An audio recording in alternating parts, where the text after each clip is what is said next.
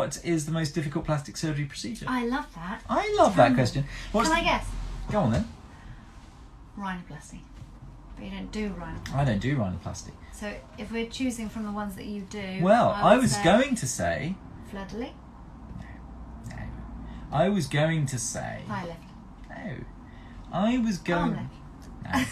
No. Look, the stuff that you do a lot of is just a walk in the park. Oh. I mean, the stuff that you do, and it's fine. I would say, in my very humble opinion, and I tell you what, you'll get 50 plastic surgeons and you'll get 50 different answers to this.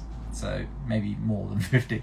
So, but I would say the reconstructive stuff is generally more difficult than the aesthetic stuff in terms of the surgery. The patient management, the total patient management, is probably much more difficult actually in aesthetics than reconstruction.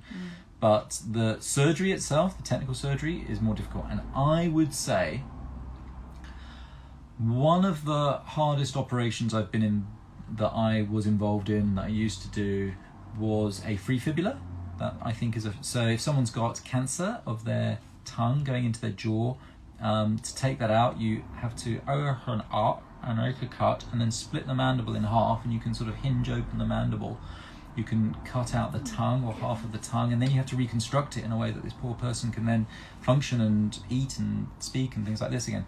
And that would involve taking a fibula, and the fibula is a bone in your leg which is actually spare. I mean, you could take this bone out. You take this bone out, you keep the blood supply attached, and I've got to say that is devilishly hard, because as you take it out, it wants to tear off its own blood supply. So actually, you have to cut it carefully and then remove it and dissecting as you go. It's really difficult.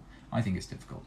I didn't do that many of them, I've got to say. I was always doing them, you know, it was my head and neck fellowship. Anyway, and then you have to reattach that under a microscope to the blood supply in the neck. I mean, it can go bad in so many ways. It's long, tiring, mentally challenging surgery. So I think that's one of the hardest things. One of the hardest things that I would do a fair amount of independently were motor nerve transfers, I would guess. No, but right now, the stuff you do now... Oh, hello. Hey. Right, the stuff you do now... What's the hardest one of mine? What's the hardest one that you do right now? I mean, most time consuming, I guess, is all there is to it. What is the trickiest thing? Gosh, I'm gonna have to think about that. I don't know. I'm really struggling. Oh, I think actually the most challenging is probably the secondary breast surgery. Probably the revision, the complex, especially when someone's had, say, I had one of these a little while ago, huge implants in before, wanted them out, didn't want replacement implants, and wanted to look good afterwards, with minimal scarring. And that is very challenging, and it's kind of matching those. You're pulling me towards you. I mean, you do realise there's an audience there, right? It's, you know, hey, this is about to become a different live stream. In your dreams. Yeah.